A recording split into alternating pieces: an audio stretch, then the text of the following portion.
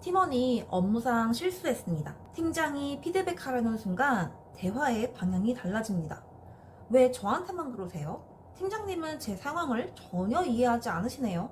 어느 순간 팀장이 가해자가 되고 팀원은 피해자가 됩니다. 다시 피드백하면 갈등이 더 커질 것 같고, 그렇다고 넘어가기에는 다른 팀원들이 그 사람의 업무까지 떠안게 됩니다. 오늘은 자신을 계속 피해자의 위치에 두는 팀원에 대해서 어떻게 관리해야 하는지 말씀드리겠습니다. 다만 먼저 분명하게 말하겠습니다.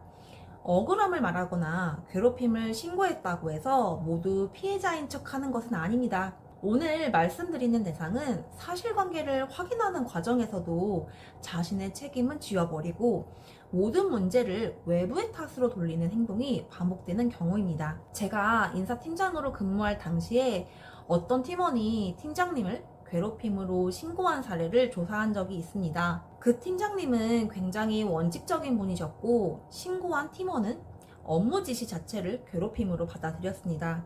조사 과정에서 가장 지쳐간 사람은 오히려 팀장님이었습니다. 자신의 말투가 잘못됐는지, 더 배려했어야 하는지를 끊임없이 돌아보고 있더라고요. 그때 저는 팀장님께 이렇게 말씀드렸습니다. 이제 그 팀원의 감정을 완전히 이해하려고 애쓰실 필요 없을 것 같습니다. 업무상 요구해야 할 내용은 공식적인 방식으로 전달하시면 됩니다. 팀장님, 지금 지켜야 할 사람은 그 팀원 한 명만이 아니에요. 그 사람의 일까지 대신 해내고 있는 다른 팀원들과 팀장님 본인도 지켜야 합니다. 자신의 책임을 외부로 돌리는 구성원을 만나면 팀장은 자신의 의도가 나쁘지 않았다는 것을 계속 설명하고 싶어집니다. 나는 당신을 싫어하지 않는다. 당신을 괴롭히려는 게 아니다. 하지만 이런 해명이 반복될수록 대화의 주제가 업무 수행이 아니라 팀장의 의도와 감정으로 바뀝니다. 업무 피드백은 4가지로 분명하게 남겨야 됩니다. 어떤 행동이 있었는지, 그 행동이 업무에 어떤 영향을 줬는지, 조직이 기대하는 수준은 무엇인지, 다음에는 무엇을 해야 하는지입니다. 요청한 보고서가 약속한 날짜까지 제출 안 됐네요. 그것 때문에 다른 구성원들의 검토 일정도 지연됐어요. 앞으로는 지연이 예상되면 하루 전까지는 공유해 주길 바래요. 사람의 성격이나 태도를 평가하지 말고 확인할 수 있는 행동과 기준을 중심으로 말해야 합니다. 그리고 반드시 공식적인 기록을 남겨두세요. 이 기록은 상대방을 공격하기 위한 게 아니라 모든 구성원에게 같은 기준을 적용하기 위한 장치입니다. 피해자 역할을 반복하는 팀원들을 관리하다 보면 팀장님들께서는 생각보다 빠르게 지칩니다. 정상적인 업무 지시를 내리는 것조차 두려워지거나 다른 구성원들이 그 사람의 업무를 대신 떠안기 시작했다면 상사와 인사팀의 도움을 요청해야 할 시점입니다. 도움을 구하는 것은 무능함을 드러내는 일이 아닙니다.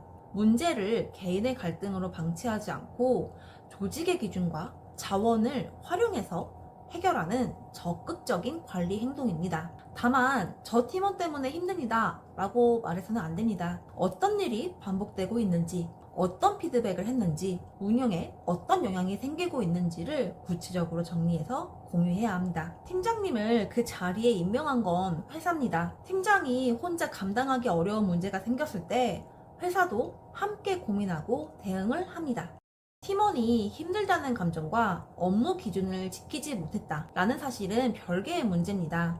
이렇게 말해볼 수 있을 것 같습니다. 현재 상황이 힘들다는 점 이해합니다. 다만 오늘 이야기해야 하는 거는 약속한 업무가 완료되지 않았다는 겁니다. 지원이 필요한 부분과 업무상 필요한 책임은 좀 나눠서 이야기해보죠. 한시적인 업무 조정은 필요할 수 있습니다. 하지만 그 예외가 반복이 되면 말없이 책임지는 구성원들의 업무는 계속 늘어만 납니다. 힘들다고 말한 사람은 보호받는데 그 사람의 일을 대신 해내고 있는 팀원들은 아무런 보호도 받지 못하는 상황이 생깁니다. 업무 조정을 할 때는 3가지를 함께 확인해야 합니다. 이 업무를 다른 사람이 맡는다면 그 사람의 기존 업무 중 무엇을 줄일지, 이 예외는 언제까지 적용할지, 정상적인 역할로 돌아오기 위해 당사자가 해야 할 일은 무엇인지입니다. 팀장은 한 사람의 감정만 살피는 자리가 아닙니다. 그 사람의 업무를 대신하고 있는 구성원과 팀 전체의 공정성까지 함께 관리해야 합니다. 팀장은 가장 크게 억울함을 말하는 사람을 관리하는 자리가 아닙니다. 사실과 기준을 지키면서 말없이 자기 역할을 해내는 구성원과 팀장 자신까지 보호해야 합니다. 공감? 필요합니다. 하지만 공감이 책임을 대신할 수는 없습니다. 여러분은 피해를 호소하는 팀원에게 어디까지 공감하고 어디부터 기준을 다시 세우고 계신가요? 오늘 이야기가 도움이 되었다면 구독, 좋아요, 알림 설정 부탁드립니다. 오늘도 여러분의 조직 생활을 응원하는 사람과 조직 사이였습니다. 감사합니다.